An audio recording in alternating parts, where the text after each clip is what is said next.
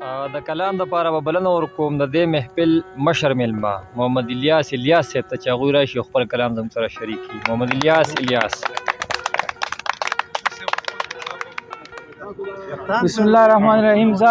زما نوم الیاس دی او د توتکان اوسېدونکی یم او په مرچډ نیوي کې کپتان یم او نن سبا په دمام کې یم او په چوټۍ راغلی یم.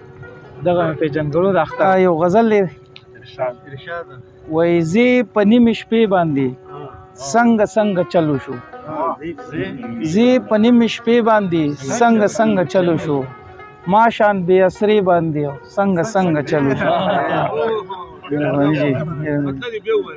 وایي زه په نیمې شپې باندې څنګه چلو شو، ما شان بې اسرې باندې څنګه چلو شو.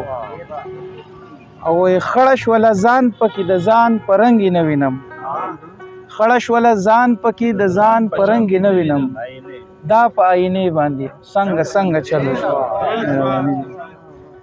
او وایي ژوند ته پکې نه پرېږدي ساده او پښتانه خلک، ژوند ته پکې نه پرېږدي ساده او پښتانه خلک، دا په زمانې باندې څنګه چلو شو.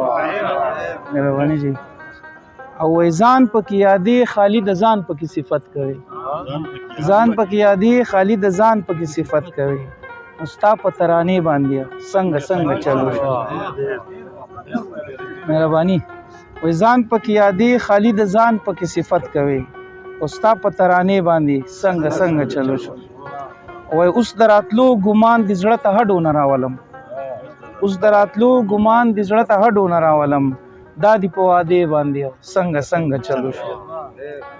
او وایي موده وشوه چې خبر مو د یو بل نه دی اخیستی، موده وشوه چې خبر مو د یو بل نه دی اخیستی، ستا په یارانې باندې څنګه چلو شو.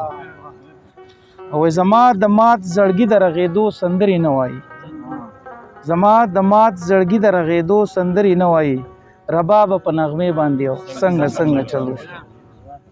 او اخرنی شعر دی وایي الیاس ته دې د زړه پټه خبره پکې وکړله، الیاس ته دې د زړه پټه خبره پکې وکړله، دا دې په بانې باندې څنګه چلو شو.